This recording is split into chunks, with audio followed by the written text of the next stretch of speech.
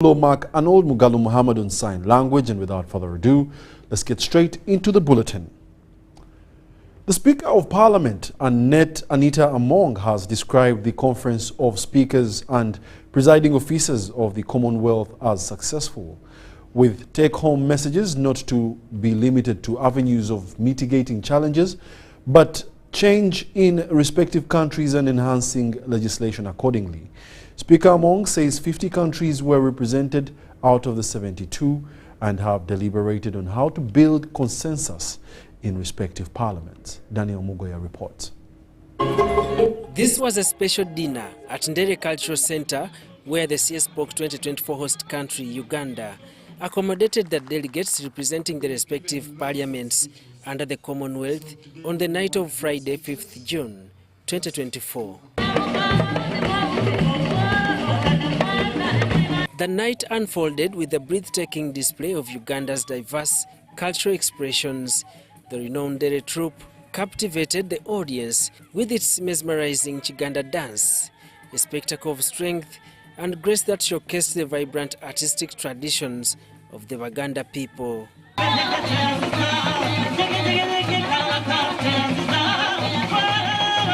But the cultural embroidery extended far beyond dance, as the guests were treated to a feast for the senses, experiencing the rhythmic storytelling of traditional music, Ugandan attire, and the lovely flavors of the Pearl of Africa's food. You should leave all the important places and come to be with us. Thank you ever so much. What a beautiful way to begin our 40th year.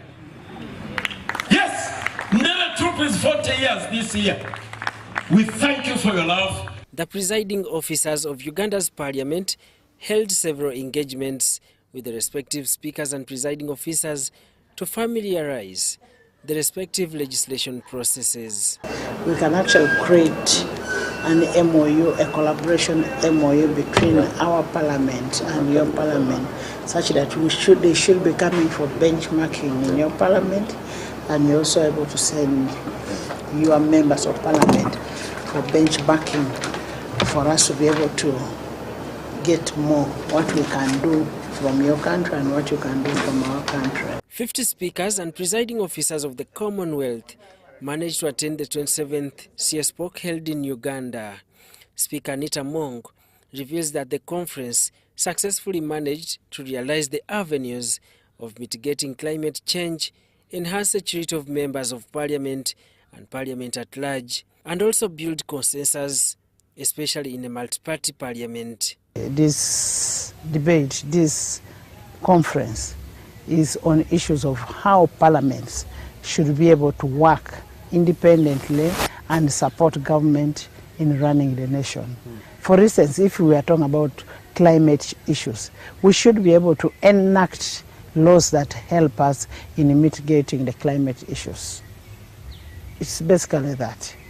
Issues of security, we should be involved in whatever happens in a country, that parliament should be involved in whatever decision that is taken, especially on issues that concern humanity.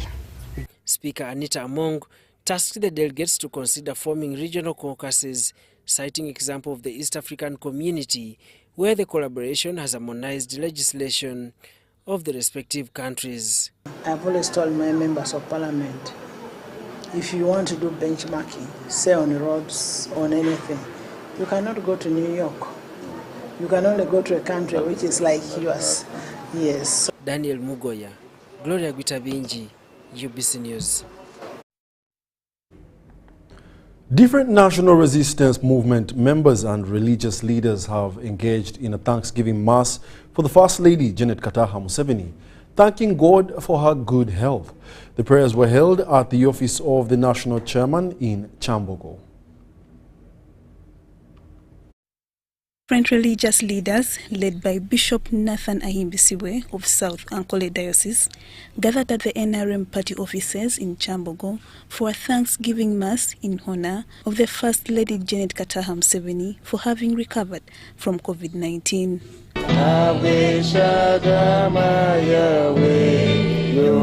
Bishop Ahimbisiwe's gospel centered on having a mission on earth saying God heal the First Lady because her mission on earth is still on. When the mission is still on, you will not die.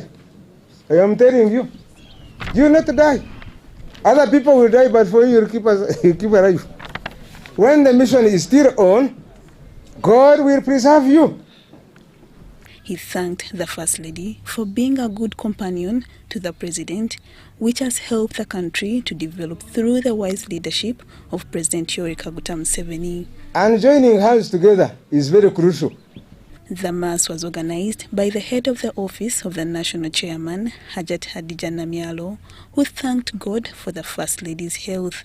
When we heard about your illness, Mama's illness, we felt like the sea had eroded the cliff face over the years. We felt like we are going to be left in misery. We then knelt to God. God removed the pain, the erosion, the danger in COVID-19, and the First Lady came out looking even younger and stronger, and we thank the Lord for that. Hajat Namyalo described the First Lady as a brave person and appealed to her to continue leading because the country still needs her. Because we are still poor. You will be leaving us with these mafias who are fighting us, who are blocking our land, who steal our money. They are stolen in yoga, but we are parishimodo, Patona Jawaga Mamatu Wade Petue Sonzenga Abazukuru, Uraja Jawafe, Kibasawata Muga Kumei. The public was urged to emulate Miss Museveni's example and to always put God before self. The First Lady, wherever you are, we would like to proclaim this verse over your life, that even in your old age, in your gray hair, the Lord will sustain you, the Lord who has made you will carry you, and He will rescue you from any danger. Sharon, ayagala family. From her husband, ayagala nyumwami we, ayagala abana. And that is the basis of building a stronger community. Several delegates at the function also prayed for God for a prolonged life for the First family so that they can enjoy the fruits of their good leadership. Mama Janet is openly saying to you constantly that you are her healer and that she's standing your family on your promises, the promises of your word, which say, I am Jehovah Rapha. As a creator, because all of us, all of us, and everybody is going to emulate from her. Lydia Chomkama, Joseph Muyingo, UBC News. Among the key events of the Non-Aligned Movement and G77 plus China Summit is a side program for spouses of heads of state and government that will be in attendance. Now, according to a yet-to-be-confirmed official agenda, this will include touring of health facilities in Uganda.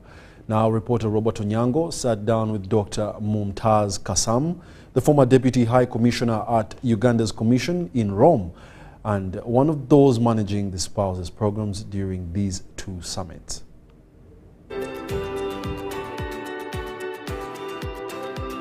This is a continuation of our interaction in regards to the forthcoming activities here in Uganda, and that is the Non-Aligned Movement and the G77 plus China Summits happening in January 2024 in this beautiful country of ours we call the Pearl of Africa, that is Uganda. With me is Her Excellency, and she will be getting the details about herself as we go on with this interaction. Thank you and welcome to this set, Your Excellency. Thank you. Thank you so much, UBC. I'm Ambassador Dr. Mumtaz Kassam. I have completed my tour of duty in Italy, where I was Deputy Head of Mission and Ambassador, covering 8 countries and alternate representative to the 3 UN agencies, IFAD, World Food Programme, and FAO. You have found us on this table, basically talking about the NAM and G77 Summit. First and foremost, what do you know about these summits? Well, NAM and G77, as you know, are forums where they are bringing the non-aligned countries to Uganda. And G77, as you know, and China is the South-South cooperation that we are introducing, and we are trying to get more trading benefits and economic benefits for our country. In Italy, G77 and China was quite much in the forefront, especially at the 3 UN agencies. So we hope that Uganda can benefit a lot. Our Ministry of Foreign Affairs, together with other agencies, have worked extremely hard. They're very capable of hosting such forums. We did CHOGM, as you know, in 2007. We've had many, many international conferences, and we are becoming conference tourism, experts, in other words. And we hope we will have support from everybody, Ugandans, children, youth, and also the media. I'm actually basically helping with the Spouses program. And part of the program is that we go to Mulago Hospital, we go to a children's hospital in Entebbe, we go to the source of the Nile, and all these are to showcase our beautiful country. Let's pick it from there. When you talk of Mulago, the children's hospitals and others, are you giving attention to the health facility, or you are trying, what are we benchmarking from the spouses who will be coming in here in line with our health department? Sure. It's very important to point out the health facilities we have currently here, and more importantly, to see if we can do some joint partnerships to improve our health facilities. For example, I will look at the Children's Hospital in Entebbe. It's a very successful hospital built by an Italian NGO together with Uganda Ministry of Health and other government agencies. It's a completely free of charge hospital. And when the First Lady of Burundi was here, for example, she visited the hospital, and we even take Burundi children into our hospital at Entebbe. So it's something that we believe that by taking the spouses to such venues, we are exposing our health facilities, and we are actually showing them that joint partnership between government and private sector can work very well. On the summit of NAM and G77, you said you are working on a program of the spouses. How loud are these spouses in these summits? They are usually, as you know, they are actually quite highly educated in their own rights, and they are very aware. And as our First Lady does a lot of charity work, as you know, so these spouses are also involved in their own countries. And for us to be able to host them and to have the honor of hosting them, we will be able to see what more can be done together and to progress further. The NAM and G77 summits will be attracting a cross-section of delegates ranging from leaders, be the heads of countries and delegations. But then the summit is happening in January 2024 here in Munyonyo and other places of Kampala. Still, this is UBC, and we shall be getting you the details of such interactions as they drop on our desks. Bye-bye for now.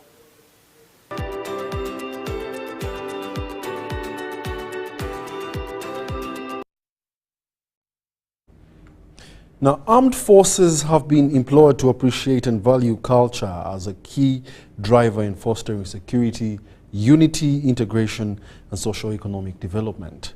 This was during a cultural gala at the UPDF Senior Staff and Command College, Chimaka, where student officers from different countries were showcased their cultural values and norms.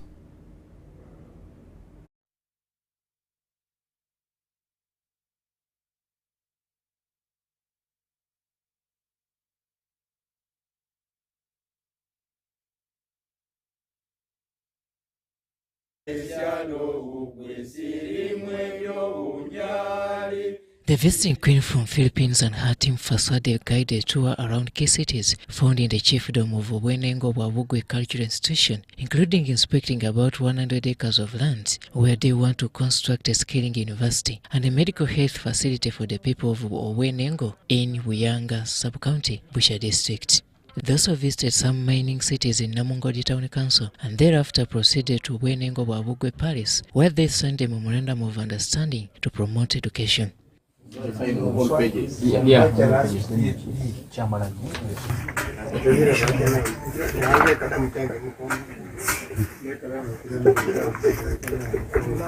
Queen Amon also pledged a commitment to lobby for investors in the Philippines to come and develop the Bugwe institution.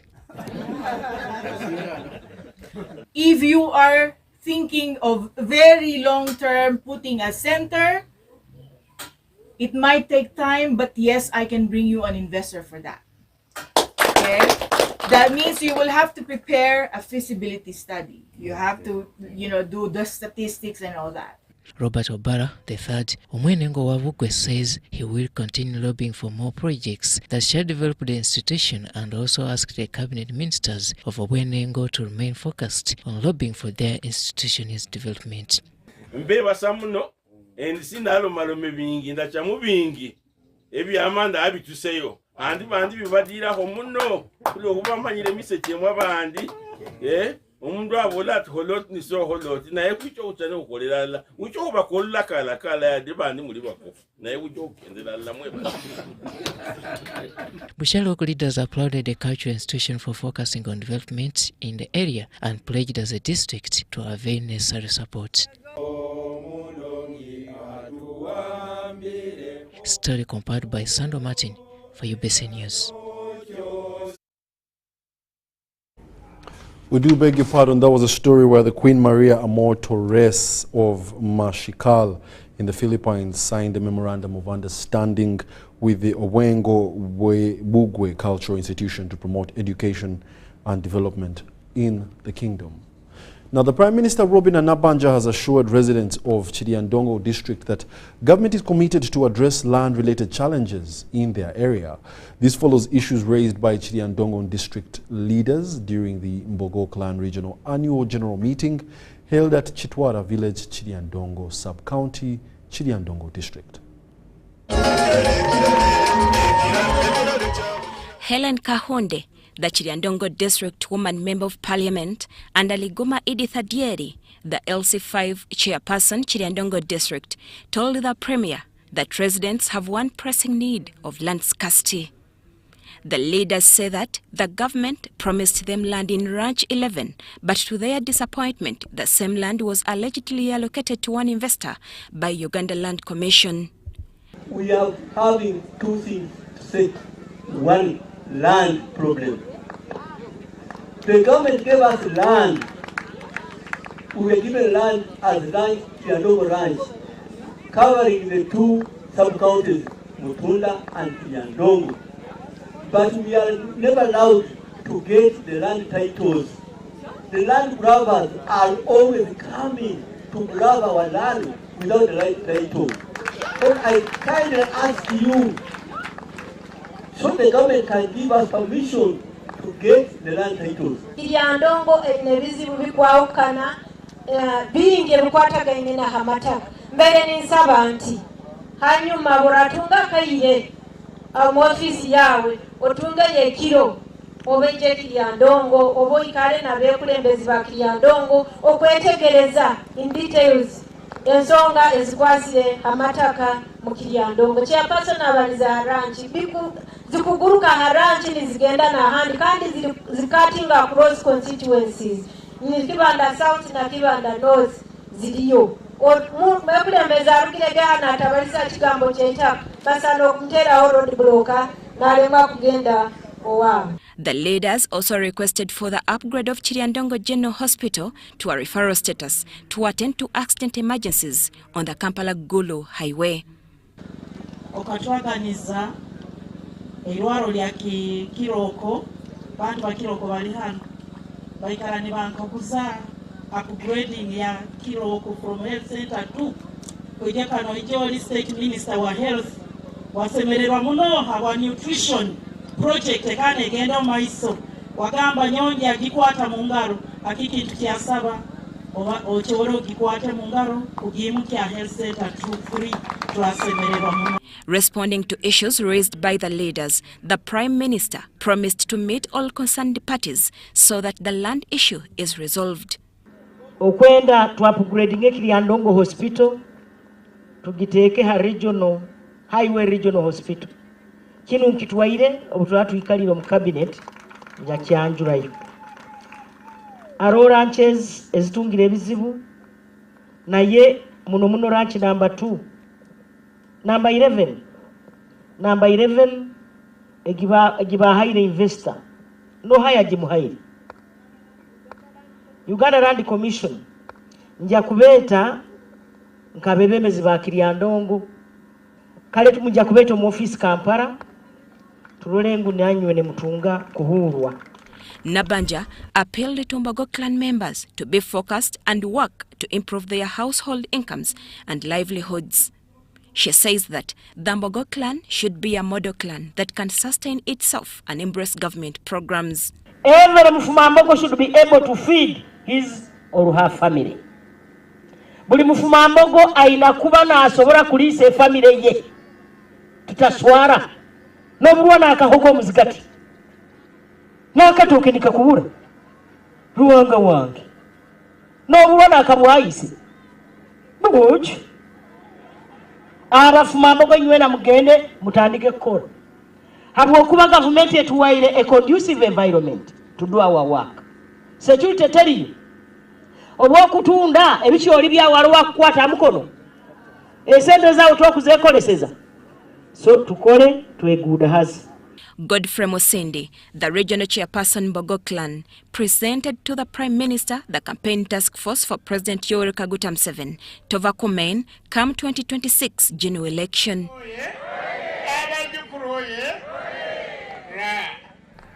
Nabanja Mbogo clan members for supporting the NRM government. She said that such meetings should foster unity and cohesion among the people and also encourage economic prosperity. I appeal to each one of you or each one of us to be proud of being a Mfumambogo. Mwepanke abokuba Mfumambogo. Mweyagale abokuba muli Bafumambogo. Tali buli mutungu Mfumambogo. Ati onu MP kumurwa kwego magabo ojo singa mambo wange azairo Mfumambogo. Abafumambogo ye! Abafumambogo ye! However, for other people to be proud of us, every Mfumambogo should be a role model.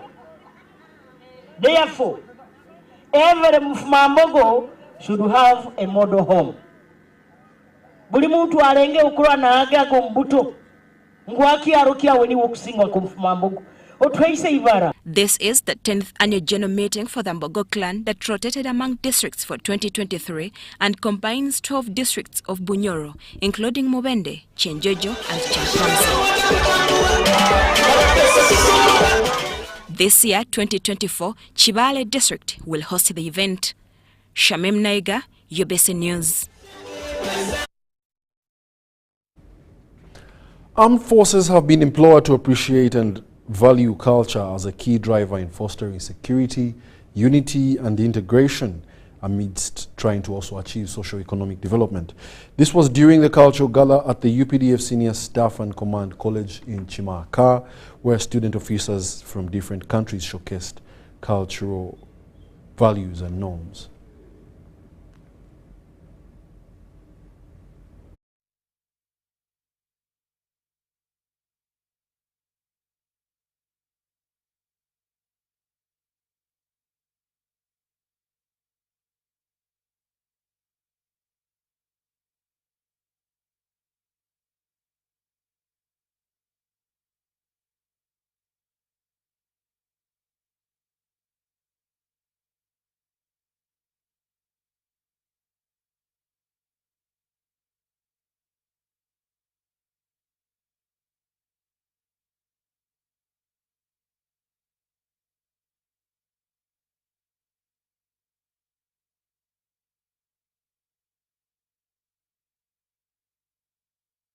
Countries, and it is a paper examined at the college.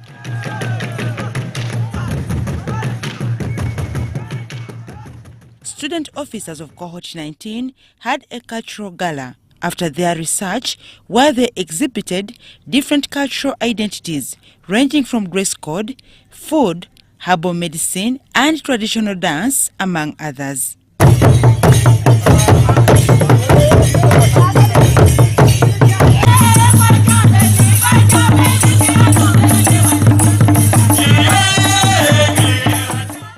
students are from countries including Uganda, Kenya, India, South Sudan, Tanzania, South Africa, Malawi, Burundi, and Rwanda.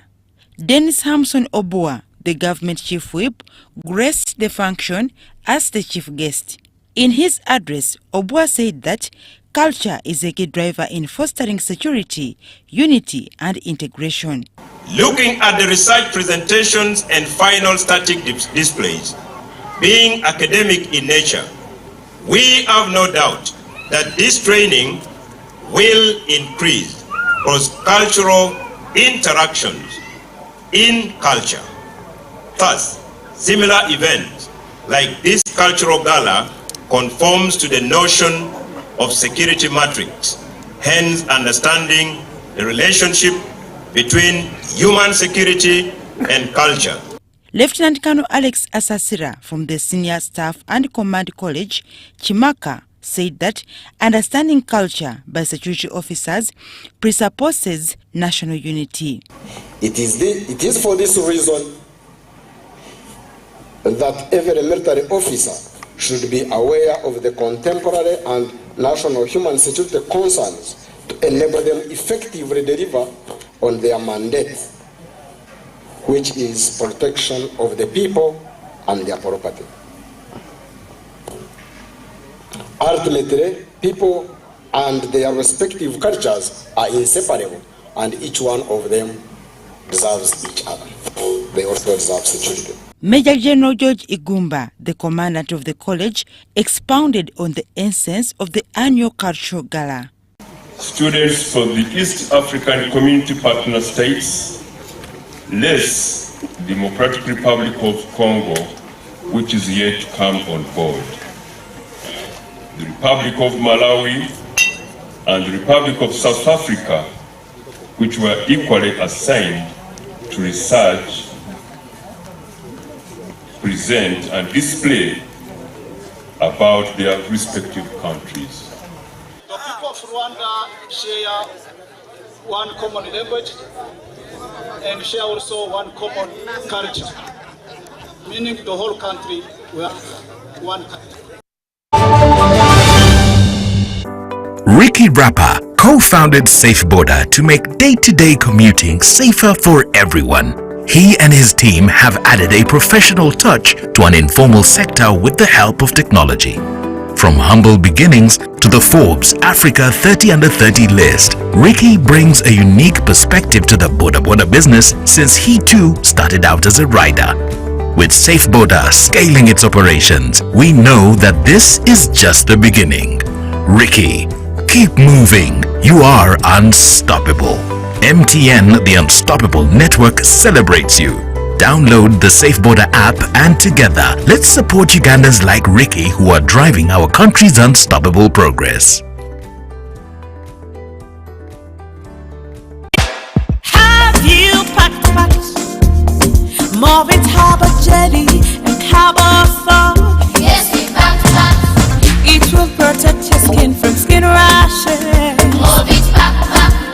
It is a new improved Morbid Harbour jelly, so soft and smooth. It is a Morbid Harbour jelly. Tell me, kids, the scent. Any irritations? No more rashes and irritations. Movit Harbour Jelly and Harbour Soap is rich in natural herbs for a smooth and glowing skin. Movit, all their confidence.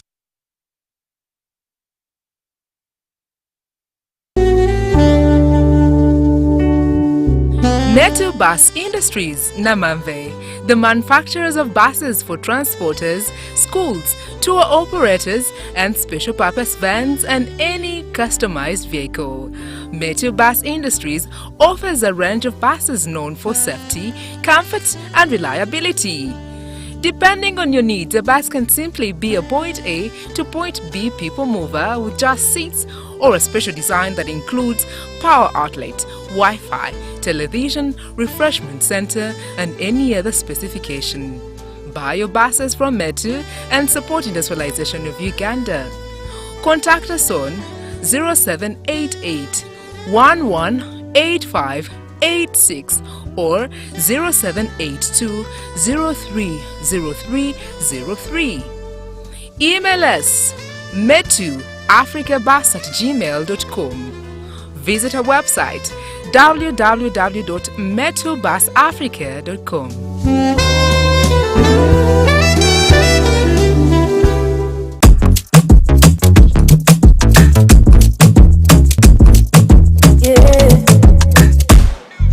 Enyonta eno bwenumanga nywako kumiru time era nga nozako bwenva mutuiro mumiro nga nywako mu ofisi ya kwafinera nze munyerayo hydration time yeye kagwenywako the only water that can quench my thirst, yeah. Aquafina we are good, good. Aquafina hydration that is good, good. With essential and good. 10 over 10 water bottle. Aquafina is my drinking water, my love. In the production process of Aquafina, we expertly filter every drop, providing clear and perfect tasting water to help you keep hydrated with the added benefit of minerals. Aquafina is motored by Pepsi Cola International in Uganda and is available at only 1,000 shillings.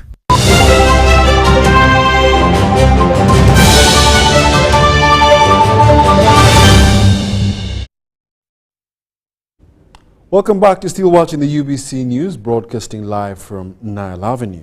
Now, at the age of 37, Dr. Isabella Epiu has emerged or engraved her name in history as the first female East African to attain a PhD in anesthesiology. It is an expertise encompassing critical medical domains, including anesthesia, critical care medicine, emergency care medicine, intensive care medicine, and pain management. But how did she get here? Was it out of a dream, passion, or love? That is a story that she's sharing with us tonight. It is an achievement that continues to be celebrated. Because I had 2 A's, a B, and a D. At both individual, national, and international levels. I really want to thank God for keeping me. Isabella Epiu. The same achievement, coming with a smile on many people's faces, including her own. So getting into medicine and getting the government scholarship, it was really straightforward. 37 years ago, the family of Pastor Dr. Richard Epiu in the present Dengora district was blessed with an addition in the birth of Isabella Epiu. The new family member would grow to bring more happiness. The journey to holding a PhD began during her days in primary school. I'm actually born in Jinja Hospital and had a lot of my primary education in Jinja. So I completed from Victoria Nile Primary School, where I excelled as one of the best girls in the district. With a 4, I made it to Gayaza High School, and there I spent 6 years, and it opened doors for me to get a government scholarship to Makerere University, and that's when I started my journey as a medical doctor. Becoming a medical professional did not come out of the blue. It was as a result of childhood dreams, passion, and love for humanity. Maths and physics were my best subjects, and then I had to kind of put extra effort into biology and chemistry because I wanted to go into the line of medicine. So it was interesting that I had to take this combination of physics, chemistry, maths, and biology. It was very hard, but excitingly, by the end, I excelled and I was able to get my government scholarship at Makerere. Passion and focus are some other things that have enabled her overcome temptations. My dad always talked about passing with flying colors. When I came back from Gayaza and I was the 8th in the class, he was not happy. To him, I needed to be the first in the class. So that was a lot of pressure on me to excel and to keep doing better. I think they were happy with the medical line. I've not heard him say maybe you should have done this or done that. So they were supportive and they were happy with the medical line. It is an academic journey that has seen her specialize in neurorespiratory physiology and health economics. You know, medicine is not easy. Like your first few weeks, you go into this room and there are cadavers. You know, you have to start dissecting them and all that. So some students really get scared because that's your first exposure to medicine. Some students even drop out, some collapse at that stage. But yeah, we encourage each other as a group. We learned the anatomy, learned all the basic sciences, and we got through. Eventually, I finished my medicine program in 2009, and I opted to do my internship in Sorority Hospital. Medicine was in Makere in Mulago, so I spent 5 good years at the Makere Hill. I was in Africa Hall at that time, so crossing Katanga. We used to walk every day and, you know, get through with the program. So it was very successful. Dr. Isabella is a holder of numerous accolades from renowned global medical societies and institutions. President Yoweri Museveni has always appreciated her for exceptional research contributions. I must say, with the advocacy, I've seen so many changes. I mean, Mulago has now been uplifted. We have now new equipment. We have the regional referral hospitals having ICUs now. Really thank government for this investment in equipment and surgery. They are continuing to sponsor more students in anesthesia, in surgery. These are steps that I really am grateful to government for. One, for my scholarship, but for all the other investments that they've done in health. The concern of brain drain is alive in her mind, to which she wants more government support towards scientists. I'm hoping that I can get to a point where I can actually use all the skills that I've gained. I mean, right now, as the first anesthesiologist in Uganda with a PhD, and then the first female in East Africa that we are aware of, there's a lot that we can do. The reason I came back from Australia was that we can train more PhDs here. We can increase research capacity here. We can do the groundbreaking research that I've learned out there, and we can implement them here. At 37, marriage is not her priority. And this is why. Investing in education, it's a very difficult journey, but you just keep like, you know what, let me just finish. Maybe there is light at the end. You know, you just keep having that grit and support from mentors and all that. So now that I'm done, I'm sure I will come to those other chapters of my life. All these achievements have been as a result of inspirations, with some role models present in the picture. Professor Harriet Mayanja, a professor of medicine at Makere. She was my mentor also for the University of California fellowship. She came in at a time when I had finished all this research in East Africa, and then now I was starting another big research with her about the 64 hospitals in Uganda. And so I had a whole thesis, and I was like, how do I make this into a publication, you know? If I send it as it's too big, you know, so she helped me. We broke it down. I got my first publication, I got the second, I got the third, you know. So she's one person that I will really remember all my life. Dr. Epiu envisions leveraging advanced technology and specialized training to reduce reliance on international medical care. This, she says, will curb medical tourism and strengthen Uganda's healthcare system. And right now, I mean, in our environment, the president is promoting sciences, so this is the best time to have your child excel in sciences in our community. But in all these fields, children can really excel in everything they set out to do. Her accomplishments stand as a testament to perseverance and innovation. She sees serious potential for transformative change within the healthcare landscape of East Africa. Henry Okrut, UBC.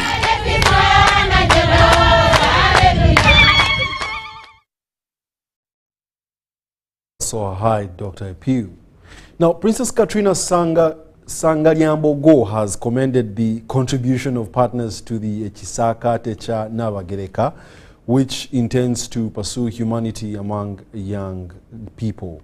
While receiving 40 million shillings from MTN Momo towards the Chisakate, Sangaliambogo expressed the need for reviving traditional values to have responsible citizens in the future.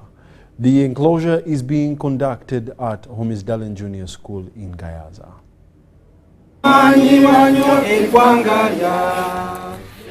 The Ichisakate Nabagereka initiative by Nabagereka Development Foundation intends to impart morals and humanity or Ubuntu Bulamu among young people. This year, the enclosure is set to focus at guiding attendees on social media usage and emotional intelligence. We are well aware that we have ICT and social media that came. It's a very useful tool, but it's a tool that we got without a manual.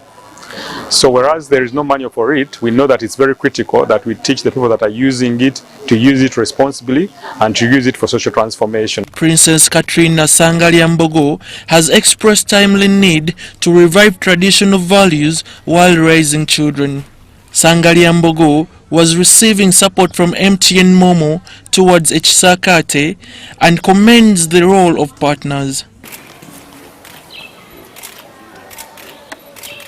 This is particularly important because of its significance in terms of nurturing the generation of Uganda and the values of the Ubuntu.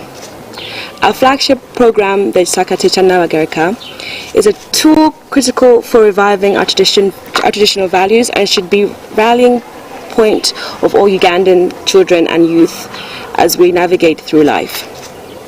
Just like in sports, the Ubuntu values can be found in the Ichisakate Nabagereka, such as tenacity, teamwork and integrity, equality, empathy and leadership around each other. MTN Momo has committed support of 40 million shillings, an ICT van and human resource during the period of Ichisakate. And as part of our partnership in this Ichisakate, we have offered 40 million Uganda shillings to help run the activities that are planned for this year. We have also offered our ICT bus and our technical experts who are going to teach the Ichisakate coding, which we believe is a crucial skill in today's digital age. We have also lined up our staff under the program of Women at Work, who are going to come and mentor and also coach the Ichisakate on how to coexist with other people and how to behave at work. This year, the Ichisakate Nabagereka is running under the theme In Pursuit of Ubuntu Bulamu, and at least 420 children are expected to participate. Komagum Rogers and Abdul Nasir Luwama for UBC. Ministry of Local Government has conducted capacity building for people manning the newly introduced digital revenue collection system, dubbed the e-log revenue system. This is aimed at harnessing revenue collection in local government units across the country. Now, while facilitating during a training of councillors of Mbale City at Mbale City Council Chambers, Charles Mwijuke, our Principal Inspector in the Ministry of Local Government, stressed the need for the system and its intention to bridge gaps prevailing in revenue collection systems in the country for local governments to enhance their tax base. Teachers from different high schools in Uganda attended a two-day engagement on dangers of using drugs and challenges that young people face. The engagement was held at St. Paul's Demonstration Primary School in Gaba.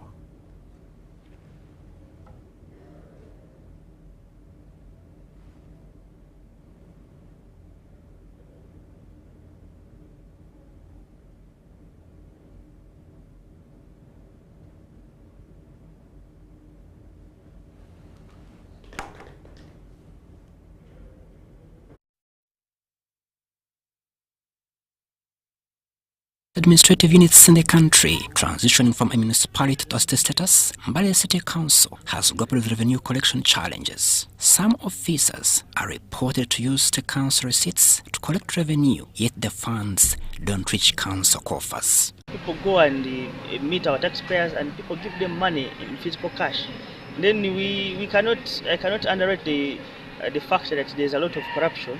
Taxpayer is supposed to pay 2 million, he ends up paying 500, and also the staff moves away with a little kickback for him or herself. Abdallah Magambo, the Mbale State Council Speaker, noted that for the financial year 2022-2023 budget, the council projected Uganda shillings 5.9 billion, but only realized Uganda shillings 2 billion, attributing the shortfall to a poor revenue collection system. The financial year of 2022-2023, we had a projection of 5.9 billion, but we only realized 2 billion. That means there's been a lot of leakage concerning local revenue. During the training of Mbale State Council staff and councillors at the Mbale State Chambers, Charles Mujucha reiterated the importance of forming teams to conduct a comprehensive registration of taxpayers ward by ward. Create a team with a good team leader, and they are under clear instructions.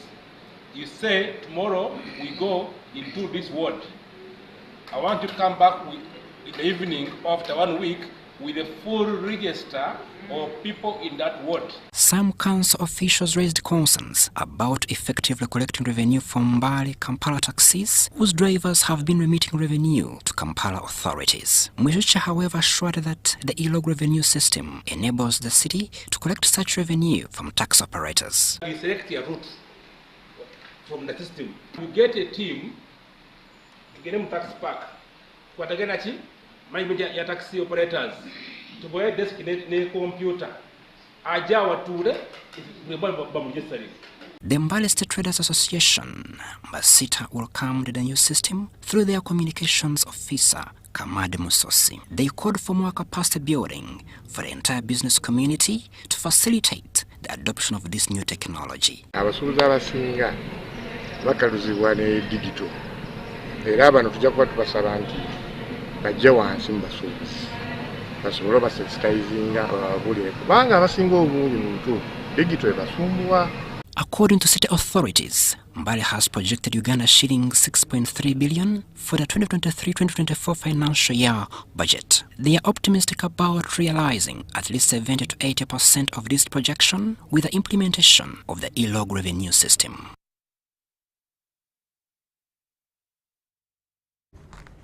Well, that was the Ministry of Local Government conducting capacity building for people manning the newly introduced digital revenue system dubbed e-log revenue system.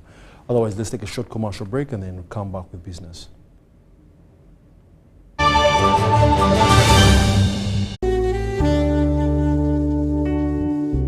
Metu Bus Industries, Namamve, the manufacturers of buses for transporters, schools, tour operators, and special purpose vans and any customized vehicle.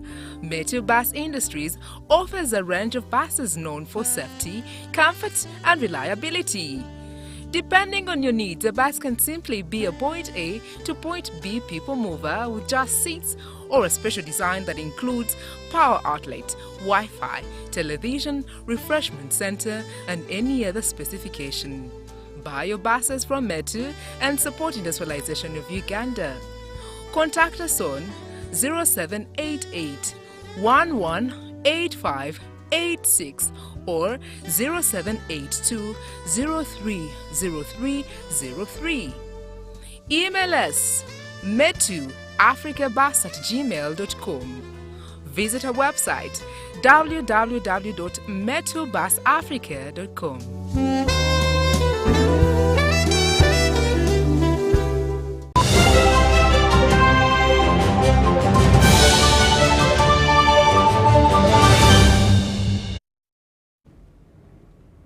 Welcome back. And in the world of business, a renowned ICT training company, GSM 5G, has started the second phase of 2024 training to empower youth with skills in ICT. The chief executive, Ali Raza, told UBC that he targets training 1,000 youth in the first half of 2024. GSM 5G trains youth in information communication technology, hardware engineering, software engineering, laptop engineering, and home manufacturing to enable them settle, earn an income, and encounter external migration. Every after 2 hours, between 4 to 5 youth enter GSM 5G training center seeking skills in ICTs. GSM 5G has set up training centers spread over Kampala city to train youth in ICTs, hardware engineering and software engineering. Open that 3U tool, okay?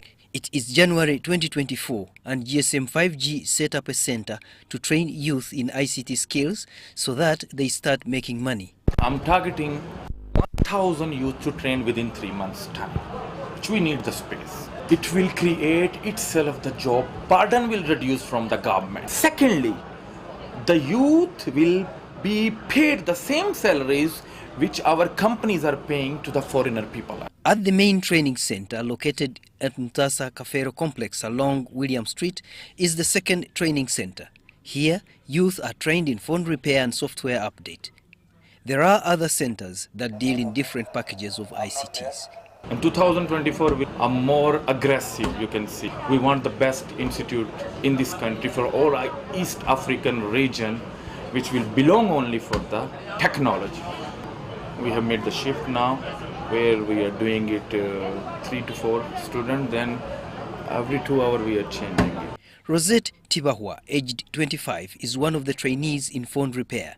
She shunned the Arab world to seek employment. I saw many girls leaving the country, going to Arabic countries, which I never wanted.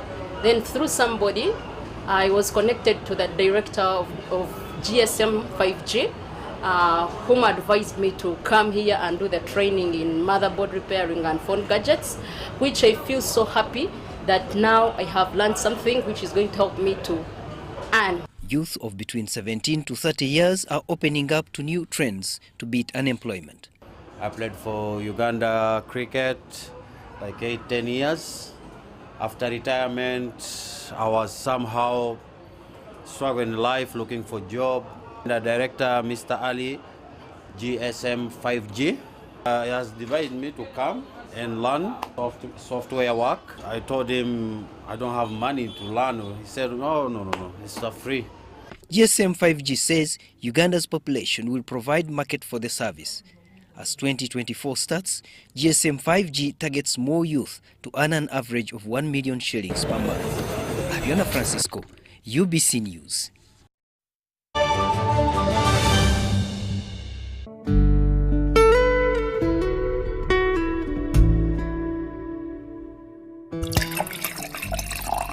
Start the new year in style with a variety of wine products from K Roma Uganda Limited.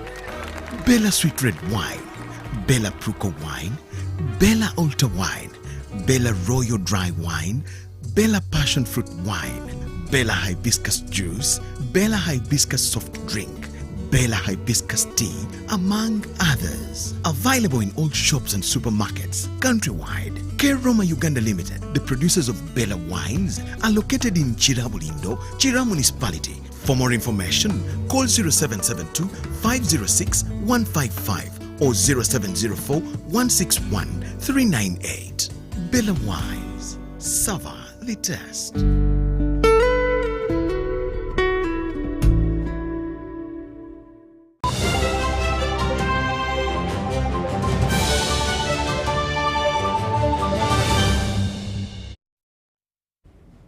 Welcome back, and it's now time for the sports news. Futsal Super League table leaders Park FC beat Chisenyi FC 2-1 in March Week 7 at Old Kampala Sports Arena on Friday night as they continued their unbeaten run. Let's take a look at the details.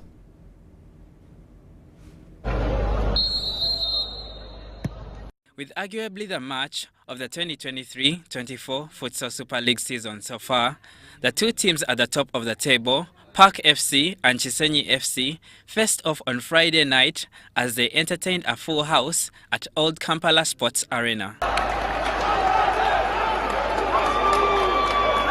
Both teams had a fair share of dominance as Park FC took the lead in the first half, only for Chisenyi to equalize within a blink of an eye. And in the second half, substitute Shafik Mulangira scored the winner for Park FC to make it a 2-1 victory on the night for the only unbeaten side in the league. The boys gave out their best.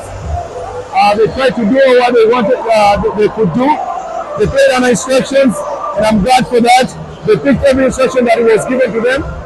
Secondly, going forward, I'm glad the team is unbeaten because the boys are working together as a team, and the management as well, we give them the credit for providing everything that is possible for the boys to be on the training stages every single day. That gives us, we are seeing, there's light at the end of the tunnel. We're still at the top, and we're going to be at the top and unbuilding. That one I'm assuring you. Despite their 2 losses in a row, Chisenyi FC's defender believes that the team can get back on the right track. As we say, every game is a final. For us, this has ended, it's a past. There are still plenty of games to come. We have not yet bottled the league. We still have time to move on. And the next game, inshallah, we shall win. After 7 game weeks, Park FC remains the team to beat, as Kawempe FC remains winless at the bottom with 0 points. Marshamiro Victor, UBC News. The 2023 Africa Cup of Nations will start exactly a week from today on Saturday, January 13th, with hosts Ivory Coast taking on Guinea-Bissau in Abidjan's Alassane Ouattara Stadium. As we gear up to that day, we take a look at the 6 groups of 24 teams that will take part in this 34th edition of AFCON.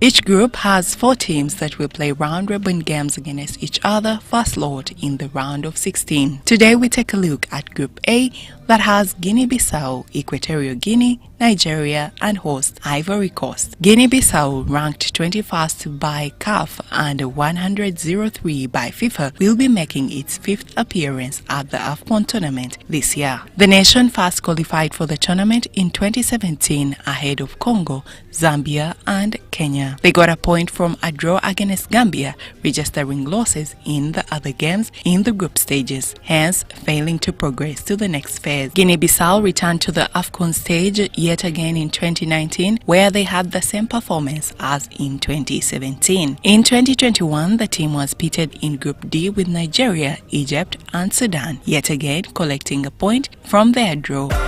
Like Guinea-Bissau, Equatorial Guinea will be making its 5th appearance at the AFCON stage this year. Ranked 18th by CAF and 88th by FIFA, the nation first qualified for this prestigious event in 2012 as hosts and made it to the quarterfinals, where they lost to Ivory Coast 3-0. The country got another automatic qualification yet again in 2015, where they hosted the 2015 AFCON, finishing 4th after losing to DR Congo 4-2 on penalties in the 3rd place playoffs. Equatorial Guinea was part of the 2021 AFCON in Cameroon, where it collected 6 points in the group stages from 2 wins and a draw. The country went on to defeat Mali 6-5 on penalties in the round of 16, stopping at the quarterfinals with a 3-1 loss to Senegal.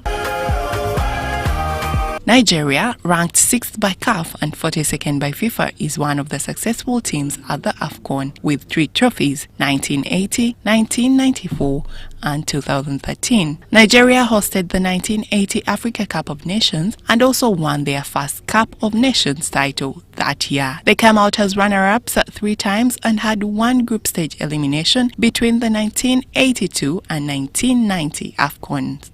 They also failed to qualify for Egypt 1986 Africa Cup Nations, returning to AFCON in 1992, where they finished 3rd. In 1994, Nigeria went on to win their 2nd AFCON title. Nigeria failed to qualify for the 2012 Africa Cup of Nations after ending their qualifiers with a 2-2 draw against Guinea. The Giants yet again returned to AFCON in 2013 and finished the tournament unbeaten, lifting their 3rd trophy.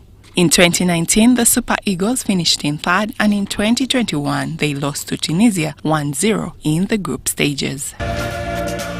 The 1992 and 2015 AFCON champions will be masking their 26th appearance at the AFCON stage. Ranked 8th by CAF and 50th by FIFA, Ivory Coast are the hosts of the AFCON 2023. Ivory Coast made their first appearance after gaining independence from France, and the team finished 3rd in the 1963 and 1965 tournaments respectively. At the 1992 Africa Cup of Nations, Ivory Coast defeated Ghana 11-10 in the final to claim their first title. This game became at the time the highest scoring game in international football, and in 2015, as the nation claimed their second title, they still faced Ghana, who they beat 9-8 on penalties to lift their second title. Ivory Coast boasts great players like legendary striker Didier Drogba, Seko Fofana, Wilfred Zaha, Ibrahim Sangare, among others. This will be the second time the nation is hosting the Africa Cup of Nations.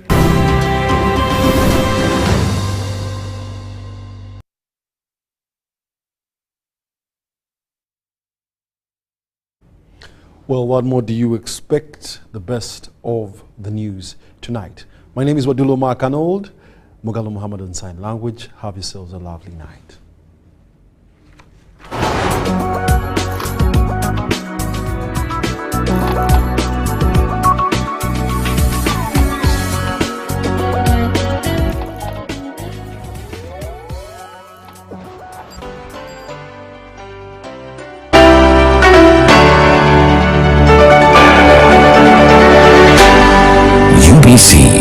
Inspiring Uganda. The official broadcaster of Nana Land Movement and G77 Summits